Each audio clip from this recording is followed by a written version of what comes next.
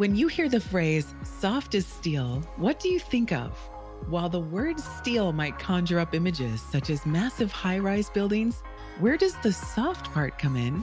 And what exactly does this mean in our work and in our lives? Welcome to the Soft as Steel podcast with your host, Dennis Doran, featuring engaging conversations with a wide range of industry leaders around soft skills, how we practice love, inclusion, social justice, and compassionate leadership that's everlasting in the workplace. And now, here's Dennis Doran. In the wake of last week's captivating episode, where we were treated to Barb Allen's inspiring presentation, today's installer promises an engaging and thought-provoking discussion. Our facilitator, Madison Hull, skillfully guides us through a conversation that promises to be both enlightening and impactful. As we gather around the virtual table, each panel member brings a unique perspective shaped by their specific backgrounds and experiences. Their collective strength and unwavering enthusiasm fuel this critical discourse on women in the construction industry. Join us for this special episode as we explore the challenges, triumphs, and aspirations of women who are reshaping the construction landscape. Their voices matter, and their contributions are vital for fostering positive change. So settle in, grab your hard hat, and let's dive into today's empowering conversation. So our conversation partners for this session, beginning with Cynthia Grant from DC5. Cynthia is a commercial painter and has been a member of the IUPAT for 18 years. She currently serves in District Council 5 as a labor representative and member of the International Women's Committee since 2018. In the same year, she initiated the DC5 committee, the DC5 Women's Committee, and continues to lead as its chair.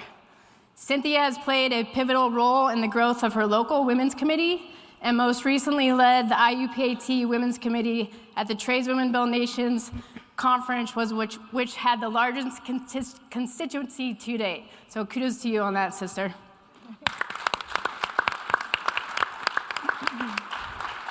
Next, we have O'Brien Hoffman. Erin is District Council 21's Director of Training and Education. She previously served as a commercial paint coordinator and commercial paint instructor starting in 2017. She has been a member of the IUPAT since 2005, where she advanced in her field as a commercial painter.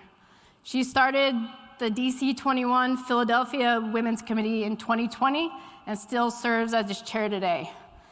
Erin serves on the International Women's Committee and drives us in a way only a badass woman from Philly can do.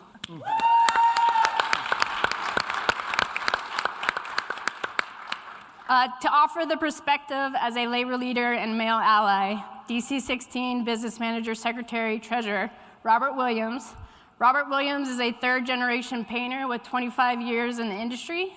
He started his career running commercial and industrial projects in Northern California. Over the last 11 years, Robert has been instrumental in the growth and success of workers in the crafts of the IUPAT. He is a leader committed to changing the culture and one of my mentors.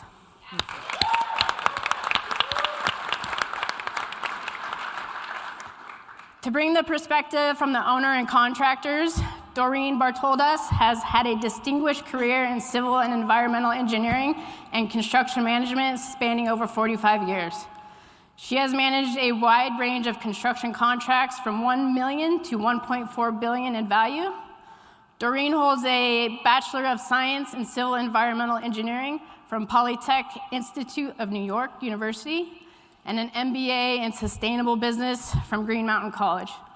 She is a registered professional engineer in New York and a certified construction manager. Doreen has also made significant contributions to advancing opportunities for women in the construction industry, notably serving as the president of NAWIC, National Association of Women in Construction. Welcome.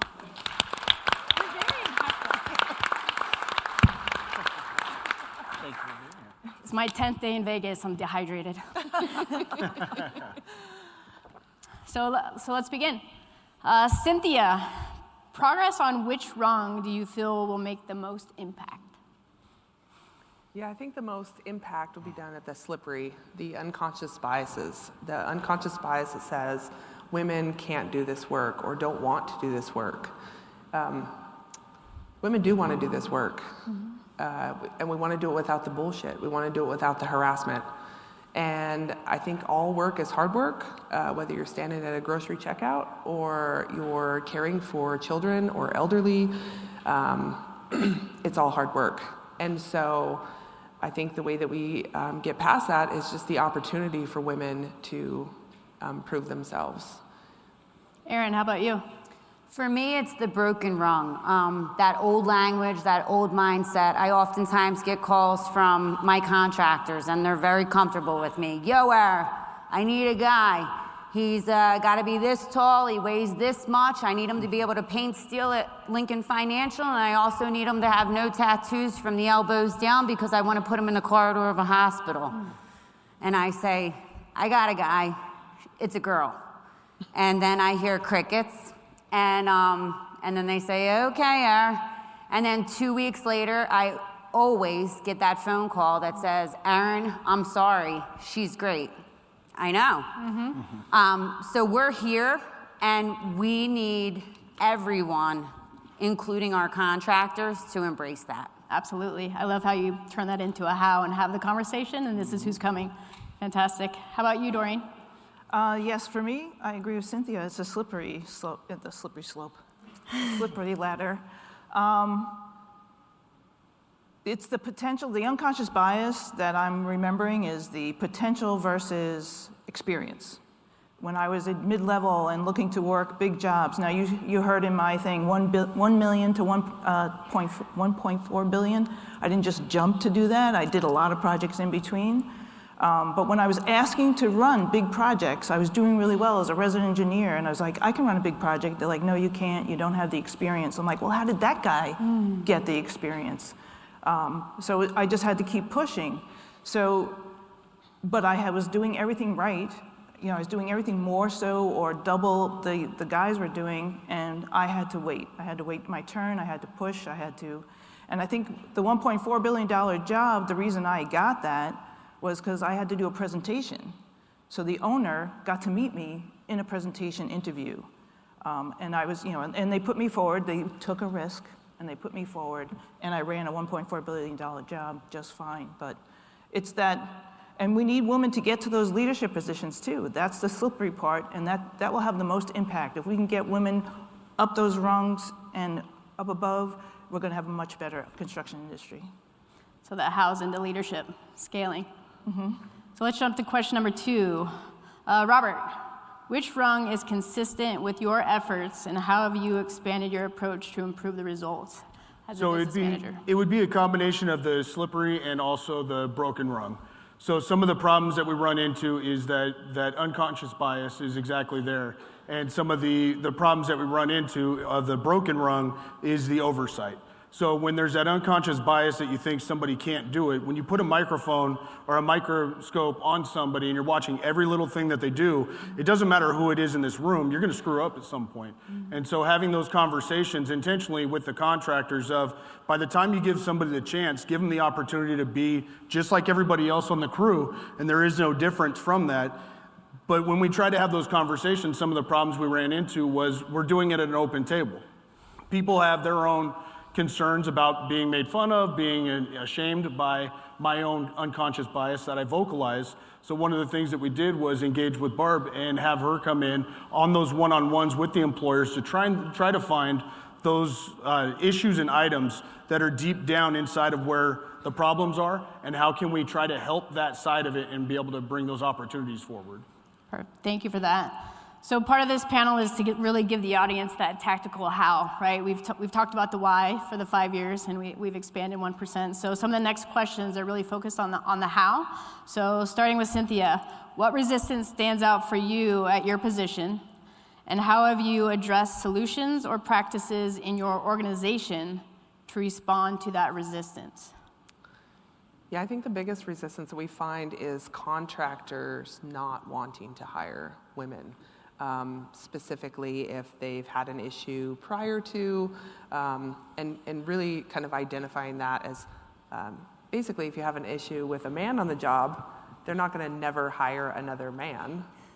So I think the same rule should apply for anybody. So just kind of educating our contractors on, things like the rungs of the ladder, the unconscious biases and things like that.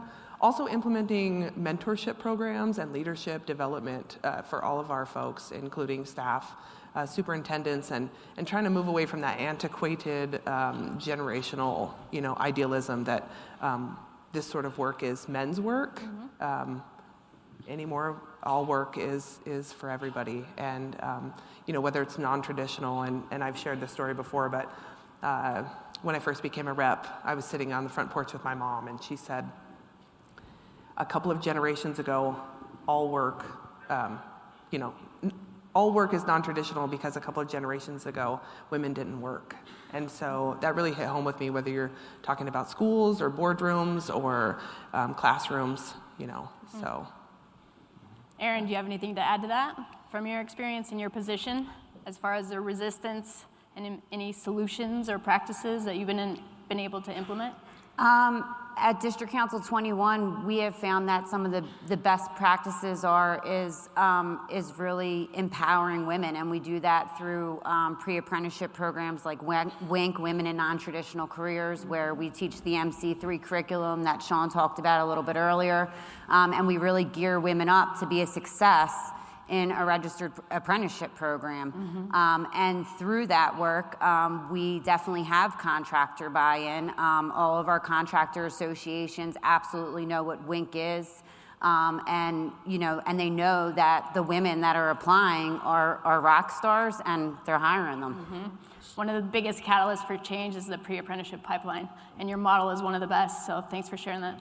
Well done. Robert, so I'm going to pass that one to you. I think you kind of started that conversation with maybe some of the solution and practices that you're implementing in DC 16 as far as working with Barb. Can you expand on that a little bit? Absolutely. So as we go through, we're doing similar things of that pre-apprenticeship pipeline of empowering people to understand what they're coming into, make sure they're finding that track that they enjoy. Because somebody that wants to be a painter might start off going in as, let's say, a laborer or somebody else, and then they realize that they don't like it. All of a sudden, you have that fallout. So going the pre-apprenticeship route, you get somebody trying out the different items and figuring out what they enjoy. And then the other side of that is exactly that. The recruitment side works extremely well. In my opinion, the IUPAT does a fantastic job of recruitment, but the retention side is our problem.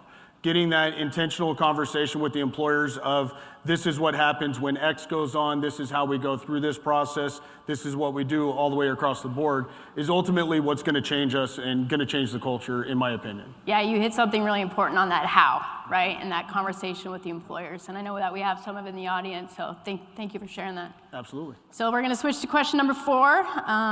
Doreen, tell us about the most significant challenge that you can recall facing when you entered the industry, and what individuals can do to reduce or eliminate that challenge for women entering now.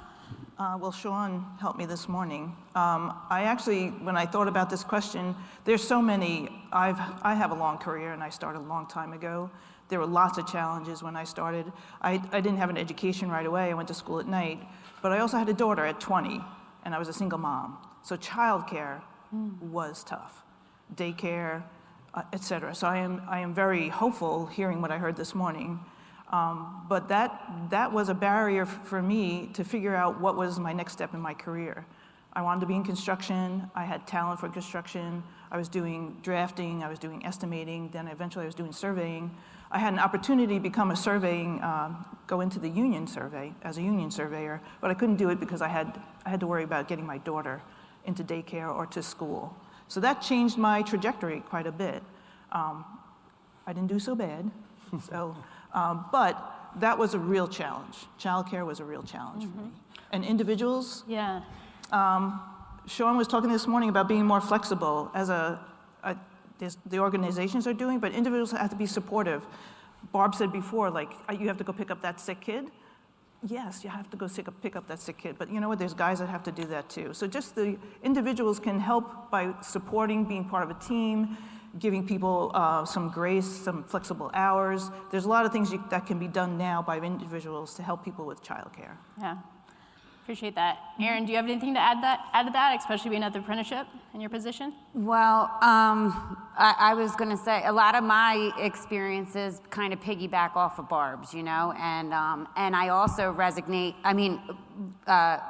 Off of Doreen, but I also resonate with a lot of what Barb talked about in the beginning, about like falling into that same mindset, right? Like to fit in, and so like I can remember getting that phone call like in the kindergarten. My son broke his arm, and like I literally was like frozen. I wasn't leaving. They're like, "What are you doing? You have to go." I'm like, "Oh, I can." And so my kids berate me because I dropped them off at a lot of the crazy ladies' houses in the neighborhood, but we made it. But the fact is that we have to make a more inclusive atmosphere for the apprentices and journey women that are here now, so that this can be feasible, and not just for women, for everyone. You know what I mean? Because if we're being really transparent, we have a lot of apprentices and journey workers that are single dads too. And so for everybody, these topics really matter. Cynthia, I'm going to ask the next question to you. Tell us about the most significant challenge that you recall facing when you entered the industry, and what organizations can do to reduce or eliminate the challenge for women entering now. So instead of individuals, organizations. Yeah, so I think the biggest challenge for me early on in the first several years was just the fact that I was always the first to get laid off, no matter what. I was, the girl on the job. And so it was never about my skill or my work ethic, any of that. So I think the biggest thing is for us as a union, as IUPAT, is really educating our members from day one, from the time they come in, and allowing them to know what resources they have as members. And then also encouraging the training aspect of things so that, women and all of our new members actually, that have all of the training and the more tools in their toolbox. Mm-hmm. Doreen, I'm going to pitch it to you with the flip side of that and the contractor perspective, as far as an organization. When I think about organizations, there's, companies like the ACE industry, which I worked in. I worked for Jacobs and Arcadis, the big construction management firms. And what they can do for challenges is policies and, actually, let me go back to that. Am I answering my own question from before or a new one? So it's the same question instead of individuals, organizations. So how can organizations help? Okay, and then the other organization I think about, which is very close to my heart, is NAWIC. And one of the things that organization has been doing is adding like that training. So the organizations with the pre-apprenticeship programs and the training programs that can help people move into construction. We have, NEF has certification programs. I'm a member of the CMAA, my certified construction manager. That came from there to educate me to move forward as a construction manager. Those programs are excellent to help with, and that gets you over the hump, because that's what I did to go onto those big projects, was go get a certified. I checked every box I could. I also have like a DBIA, and I have a LEED GA, and I also have ENVSP. So just, I just don't put all those initials on my thing. But so those kind of things that kind of help people build confidence and move forward, organizations can help with that. Yeah, I appreciate that. And the common thread of pre-apprenticeship. Yes. So we're going to dive a little bit deeper, and we heard our movement in the last 5 years with 1%. So how did I lose my place? You told me I was going to do that. Nobody cares. They don't know. Robert, what has your district council started doing with signatory contractor partners and field decision makers that is bringing more women into our trades? Well, we're very proud to say that since 2019, we have tripled our numbers. So we've tripled the amount of women, but I'm also ashamed to say the fact that it only went from 70 to 220 out of 12,000 members. So it's shameful in the fact of where we're at. So the biggest thing is that educational piece. As we're talking about the conversations on the job sites, the conversations with the employers, it ultimately comes down to everything that's changing in the industries, not just in construction, but all of the just workforce in general, is just the soft skill side of it. You're hearing other people speak about it today on the substance abuse and mental health disorders. Mm-hmm. The fact that we're talking about that, the fact that we're trying to give grace to our partner that's next to us, The fact that we're trying to help out each other across the board and just actually care about the other person. You know, we talk about changing the culture, just those small shifts of just showing somebody that you actually care and that you actually want to see them succeed has been huge for us. It's nowhere near where we want to be. That's why we're engaging with third-party people or organizations to come in and actually show us where our problems are, because of the fact that by standing there looking at yourself, you're never going to be able to be as honest as you should be with yourself. So by bringing the third party coming in, having that discussion, having that discovery, it's given us that ability to be able to help people in a different way. Very good. Thank you, Robert. Aaron, can you expand on that? Repeat. Yeah. What has your district council started doing with signatory contractor partners and field decision makers that is bringing more women into our trades? So engagement. And so, they're all a part of our pre-apprenticeship programs. They are, they're present at our graduation ceremonies.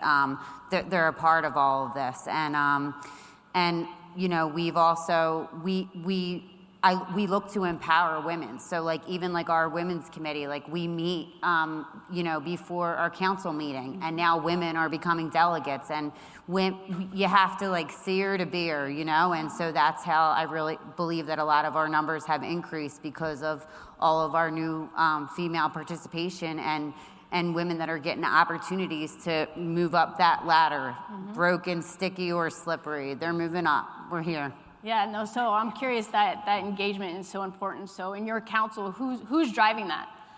Is that in your purview? Who's engaging the contractors in the field? Or is it a team effort? Has it expanded out with your It has success? expanded to be a team effort. I would like to think that, well, I don't want to like to think, but probably because of some of my bossy attitude was the original driving force. But I'm lucky enough to work with an amazing group of men who absolutely get behind me in all of these efforts. Awesome. Yes. Cynthia, do you want to add anything? Yeah. Just, engagement is the hugest piece of this. And so, like, just through our labor management partnerships, monthly meetings, DC5 actually has a large number of women on staff. So I think that's huge. Again, if you can't see it, you can't be it. Working with our core, the pre-apprenticeship programs, and engaging with our contractors on the work that we are doing as leadership. Thank you for that.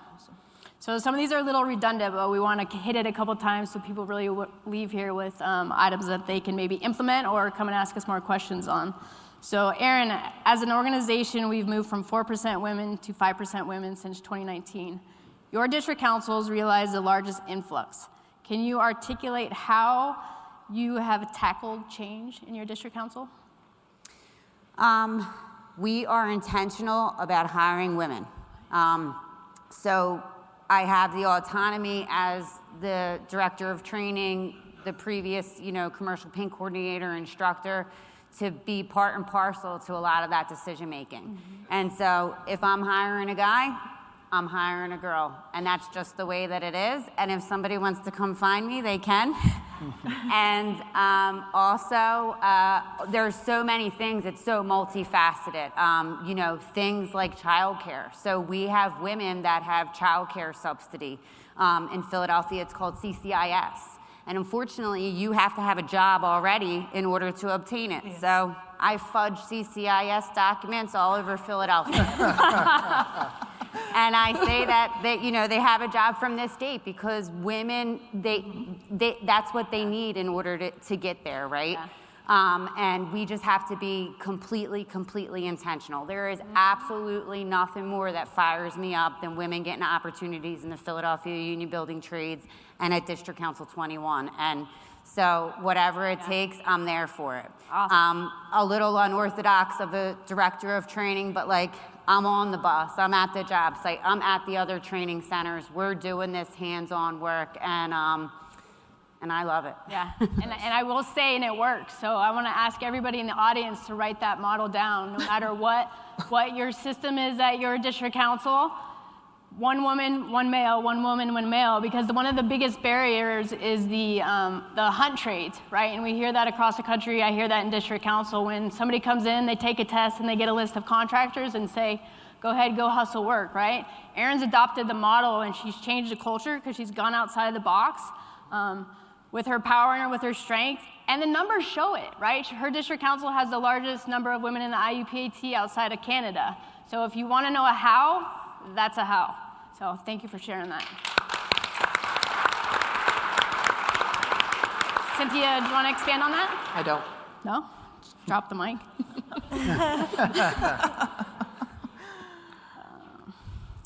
Robert, what success have you had that proves a particular rung exists but can be restored? That's a good question. Let me think about that. So I would say it's ultimately that missing rung. Just thinking that people aren't there and aren't available for the work and that a woman doesn't want to go into the field.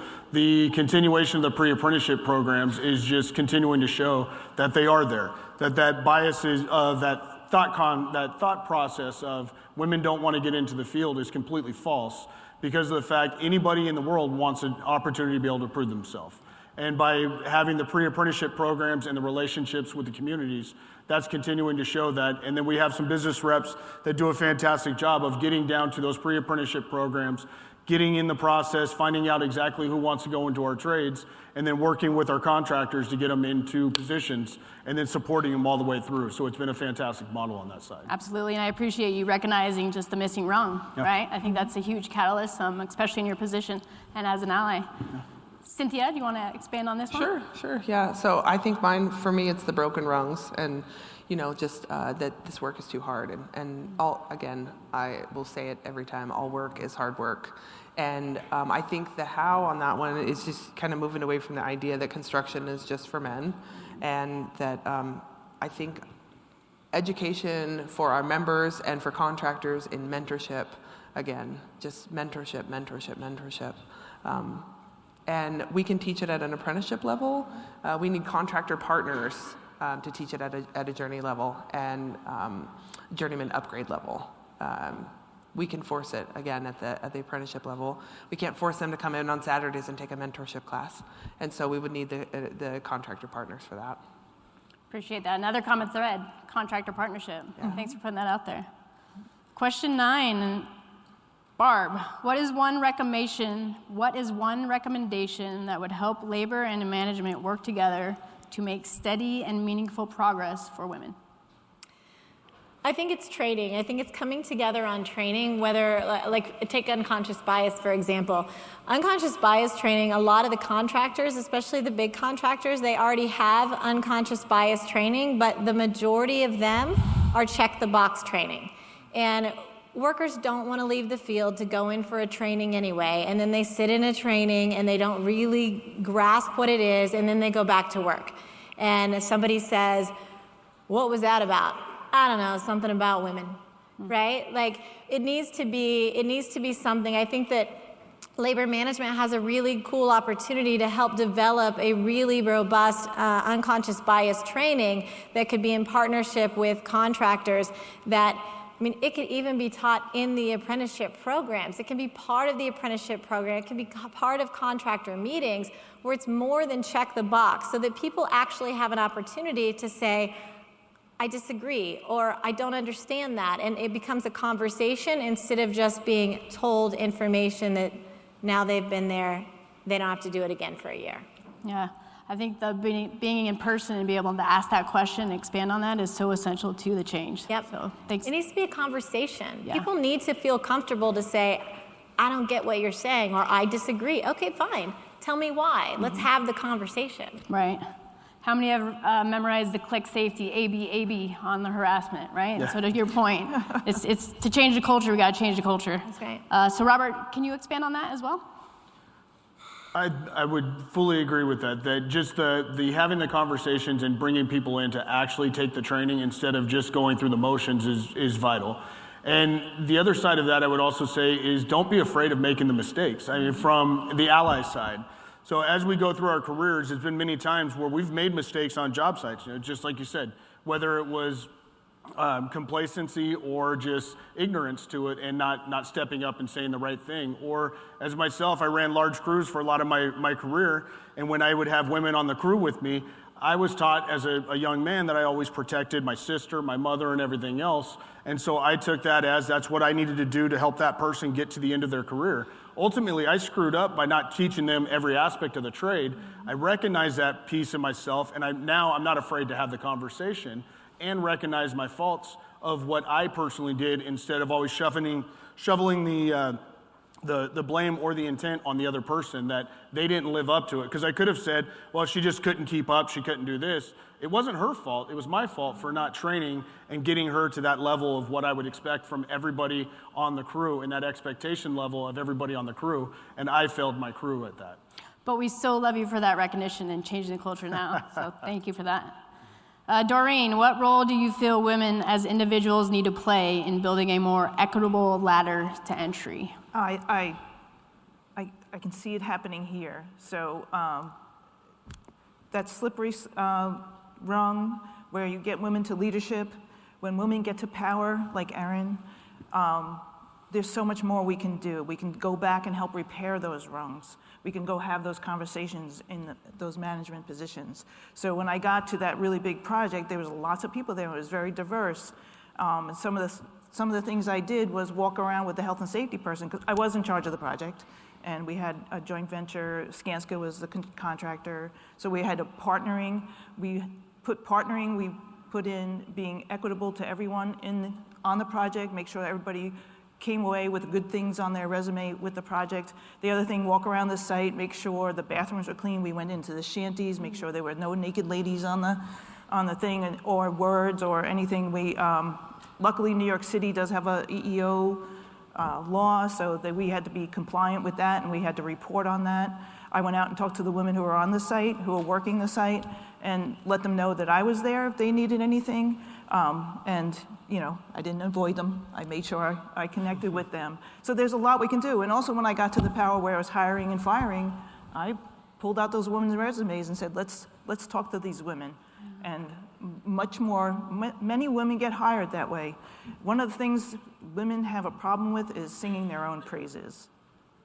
So I get a resume of a man, wow, full of stuff.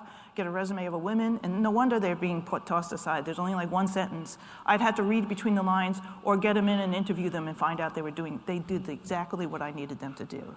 So that's how so when we get to that power position, we can turn around and bring more women up the ladder. Oh, that's fantastic. Thanks for sharing that. Mm-hmm. Erin, do you have anything to expand on that?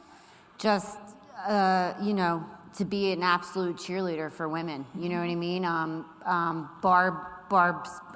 Barb spoke in the beginning about, almost avoiding women. And I think that any woman that's truly has enough grit to be here, and to be in construction, if they're really being honest, can resonate with what Barb said. And the truth is that we have to adopt that mindset of being a cheerleader for other women. Mm-hmm. And everybody, women need other women. They just do, you know what I mean? And we need our male allies too. But we just have to be cheerleaders, and, and I think it's important that we literally pound the pavement through all of these efforts that we're speaking of, to increase those numbers. Absolutely. Well said, Erin. Barb, what role do you feel men as individuals need to play in building a more equitable ladder to entry? What we need from you men is what I call front stage support. Too many times women get backstage support. Take for example, we're on a job site and somebody says something inappropriate. We know it's inappropriate. She lets it go. You let it go. You walk away, and later you say to her, sorry about him. He's kind of an asshole. We need you to say it in front of him, not to us back in the back. It happens in boardrooms. It happens on the job site. I mean, you could have a woman on the job site may have a great idea. Hey, I think maybe let's try it this way. Crickets. And they go back doing what they were doing. If you also thought it was a good idea, let's say that. We need you to say, actually, I think Madison has a good idea. Let's try this.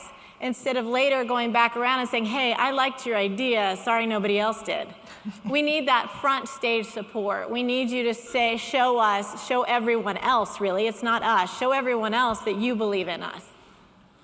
Robert, can you close us out on that one, on this question? I would say the exact same thing, is that too many times that, especially in the construction world or a lot of different, just in general, a lot of times to that point that I might think your idea was great, and as a woman you say the idea and then you shift the concept and nobody says anything, but then ultimately it becomes the practice that's going on because I was the one that said it instead of Barb. And ultimately it comes back down to supporting each other and showing that support of if we're in a meeting and somebody says something inappropriate to somebody that is on my staff, I need to be that person to stand up and speak on their behalf. That as the ally in the room or as somebody with the eyes on you, you need to be the one pushing forward to make sure that everybody feels supported and everybody feels protected, and those ideas can come forward instead of letting those good ideas go into the waste bucket because of the fact that we just weren't open-minded enough or strong enough in the moment, and we were the weak one in that position. Mm-hmm. I think it also parlays in just to retention, right? It builds the trust with the workforce, the contractors, and within the union. Like, we hear it, see something, say something, right? And so thank you for bringing that up. So we're gonna jump to one of my favorite questions. If you could say one thing to this audience that you feel would make a beneficial impact, what would it be? Cynthia?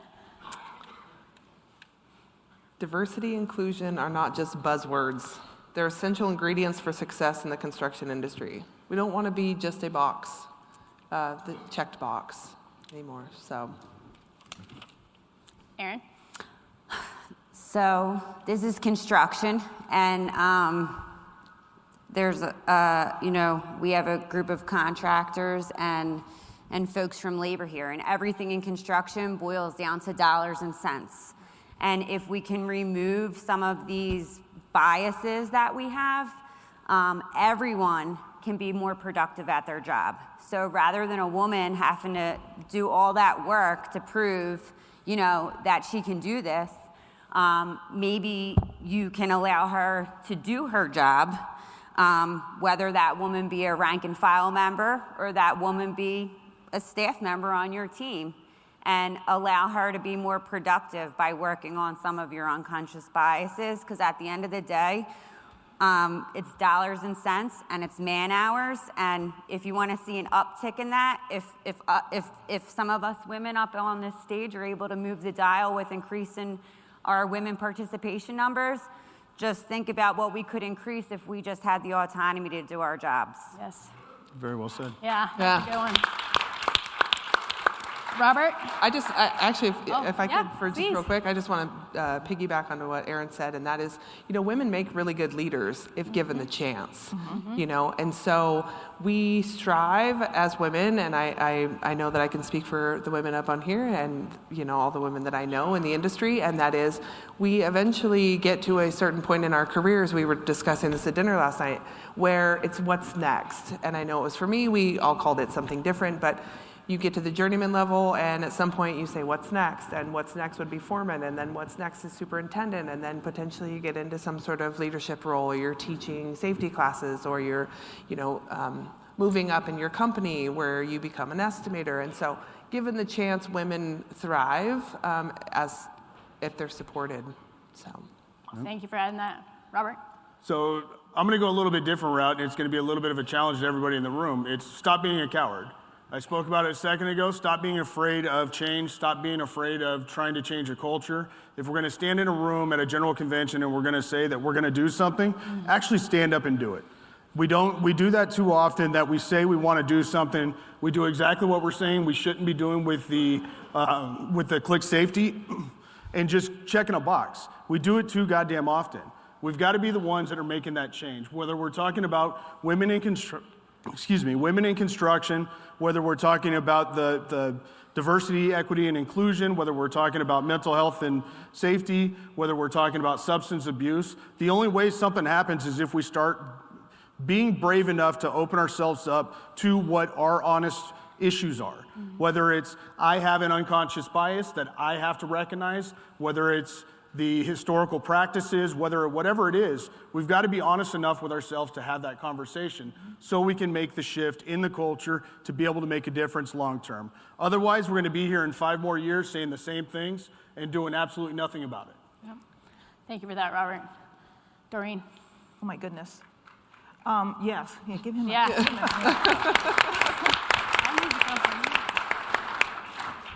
This is one thing I didn't have prepared. I waited for something to come upon me, but I just have to say I want to thank you for having me here. I've been so impressed. I'm learned so much in the last couple of days what the union is about. I am hopeful and more optimistic now for women in construction because of these conversations that you're having here. So what I will say though, whatever you do for women, you do for everyone. When you improve it for women in construction, you're improving it for the men in construction. You're making it more inclusive for everyone. There's so much more technology. There's so much more, the lifting of the 80 pounds, whatever. There's so many ways women can get in construction, and men, and minorities, and people who are differently abled, that we can open the doors to so many more people now for construction, and it's such a great career. So just keep that in mind. Anything you do, keep an open mind, think out of the box, like Sean said this morning, and when you improve it for women, you improve it for the whole industry. So thank you. Thank you for that. We're going to circle back to where we started. Barb? I can't promise to just have one. That's perfect. So we've talked about male allies, but I want the men in the room to consider a female ally. Because as I've done these interviews that Robert talked about, I have come to find out that there are a lot of company owners who just aren't sure or aren't comfortable asking certain questions. And I'm a resource. These women are resources. Having someone that you can go to, a female in the industry that has the experience with what you have in your head, what you're wrestling with, how to ask a question, or whatever is going on with maybe a female employee or a female in your workforce, if you have a female ally that you can go to that you feel is going to be non-judgmental about the question you have in your head, you are going to get so much out of that. So, men, please find a female ally. Happy to be that for anyone. Something else I want to say, I noticed on the screen there, Dennis did have a static that was for his, I don't know if you have it, if you can put it up, because there was a QR code on there that will lead you to a summary of the one ladder rungs so that you don't have to remember them all and you can go back and refresh. There's also a QR code on the desk outside. So that's the third thing I would say. You guys, we are going to be out at the desk in the back at the women's, what is it called? Booth. Network Hub. It's the booth. Place to be. It's the women's booth. It's the place to be. We would love for you to come tell us what really resonated with you. Tell us that you disagree with us. Tell us what questions you have. Tell us about a situation that you're going through that you would like a sounding board for.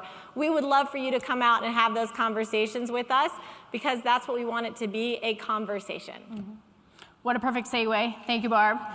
Panelists, thank you so much for being here, all your insight and all your information and your honesty. And everybody here, thank you for being here. Thank you for being interested in this conversation. Thank you for being here to change the culture with us. Please come to our booth and help me give a round of applause for our panelists. Thank you for joining us on this journey of empowerment and transformation. Let's continue to build a more inclusive and equitable construction world together. Thanks for joining us today for this episode of the Soft as Steel podcast with your host, Dennis Doran. Dennis is the author of Soft as Steel and a leading speaker and trainer for organizations across many industries and verticals. To learn more about the work Dennis is doing to activate soft skills in the workplace, contact him at DennisDuranSpeaking.com. Be sure to check out his book, Soft as Steel, on Amazon or wherever books are sold. You can subscribe to this podcast on iTunes or wherever you'd like to get your podcasts. And please remember to share this episode with your friends, colleagues, and anyone you feel would benefit from the conversation. We'll see you next time on the Soft as Steel podcast with Dennis Doran.